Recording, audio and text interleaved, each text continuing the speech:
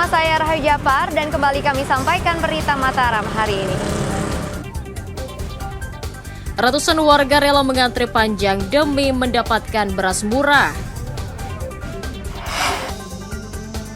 Minta hujan segera turun, ribuan pelajar dan ASN menggelar sholat istisqa. Hasil panen melimpah, warga gelar tradisi kirap mesaji.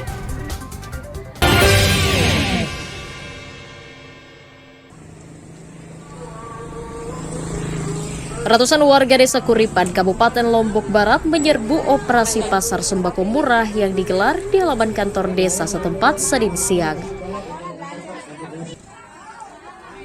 Tingginya antusiasme masyarakat membuat beras 1,5 ton yang dijual ludes dalam waktu kurang dari setengah jam dan tidak terbagi merata.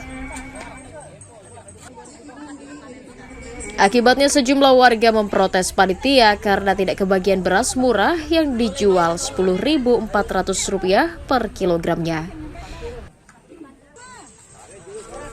Warga menduga stok beras sebagian besarnya dibeli oleh para pedagang untuk dijual kembali. Agar tidak menimbulkan konflik, panitia mendatangkan 1 ton beras tambahan agar seluruh warga kebagian. Tapi nggak bagian. Untuk wajib bagian Masuk ya. Oh, disuruh apa tadi di situ? disuruh catat nama dulu, bayar. Nggak dibatasi tapi? Dibatasi sampai 1 orang.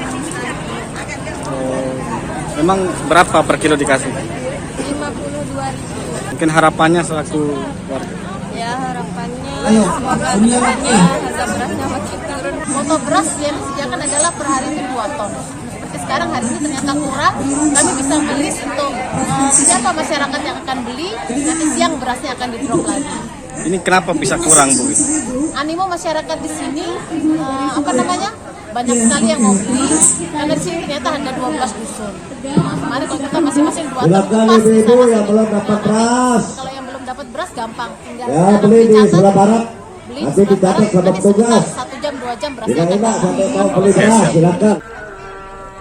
Pasar murah digelar pemerintah Kabupaten Lombok Barat di 10 kecamatan hingga akhir tahun mendatang untuk mengurangi beban ekonomi warga akibat melonjaknya harga pangan. Hairul Amri melaporkan dari Kabupaten Lombok Barat.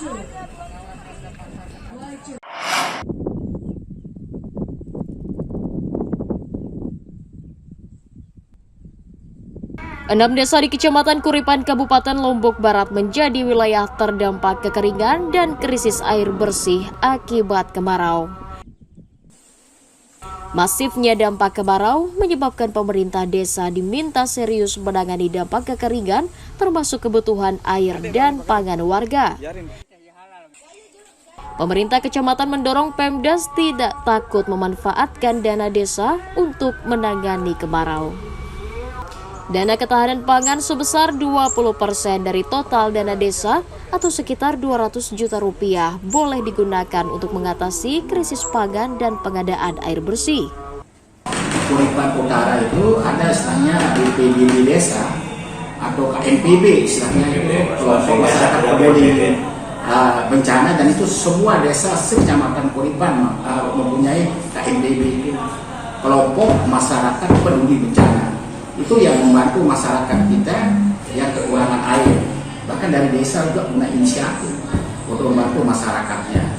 Dia mengantarkan pakai galon, pakai tower gitu.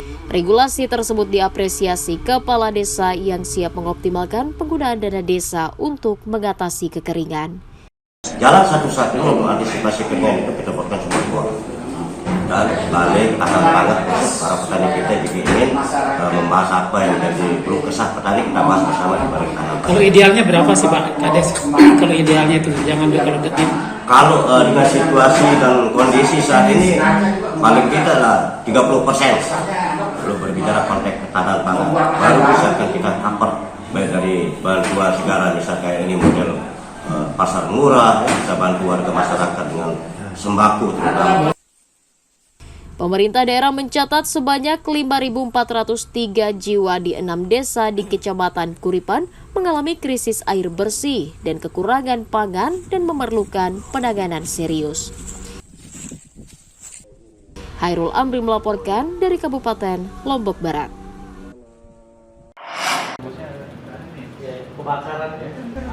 Puluhan formasi pegawai pemerintah dengan perjanjian kerja di Provinsi Nusa Tenggara Barat sepi peminat pada rekrutmen tahun 2023. Dua diantaranya formasi bidang yang sepi peminat, yakni dokter spesialis dan guru disabilitas dengan jumlah pendaftar kurang dari 10 orang. Badan Kepegawaian Daerah mencatat total pendaftar pada formasi dokter spesialis hanya 9 orang dari 43 formasi yang dibuka. Sementara formasi guru disabilitas hanya 7 orang saja, padahal ada 43 formasi yang dibutuhkan. Minimnya peminat pada dua formasi tersebut terjadi hampir setiap tahun, diduga karena para pelamar tidak memenuhi syarat kualifikasi pendaftaran.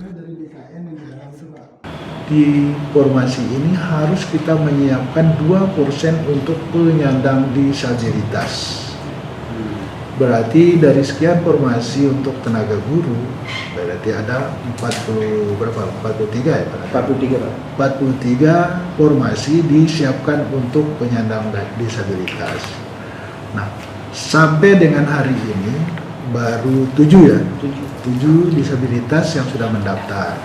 Berarti masih 30-an lebih ya tidak mendaftar. Dan ini tidak bisa diisi oleh formasi khusus dan formasi umum. Itu masalahnya.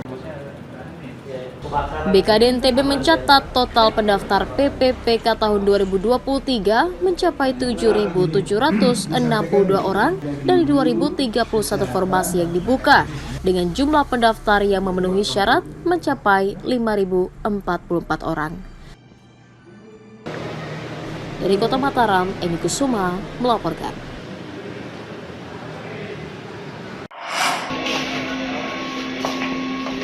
Pemuda berinisial FH 28 tahun diringkus Satuan Reserse Kriminal Polsek Ampenan karena mencuri ponsel temannya. Tersangka ditangkap di pinggir Jalan Perumnas Tanjung Karang usai menjual ponsel curian. Polisi menyita 1 unit ponsel sebagai barang bukti. Tersangka muncul niat mencuri ponsel saat bertamu dan melihat korban tertidur. Untuk TKP yang Tanjung Karang ini, TSK berinisial FH alias U, usia 27 tahun, yang mana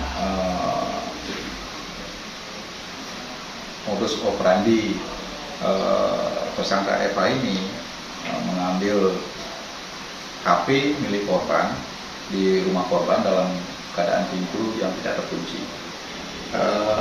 TSK FH ini ditangkap di seputaran Perumnas, yaitu pada saat yang bersangkutan sedang berada di luar rumah dan jalan-jalan. Hasil mencuri ponsel rencananya akan digunakan membayar hutang. Apa alasan kamu mencuri? Bayar hutang. Selain bayar hutang apa? Tampak handphonenya? Pakai bulan. Minta izin tak sama yang punya rumah? Kamu bisa ambil barangnya? Ada. Misal kamu barangmu? Bisa. Tersangka dijerat pasal 363 KUHP tentang pencurian dengan ancaman hukuman 7 tahun penjara. Awaludin dari Kota Mataram melaporkan.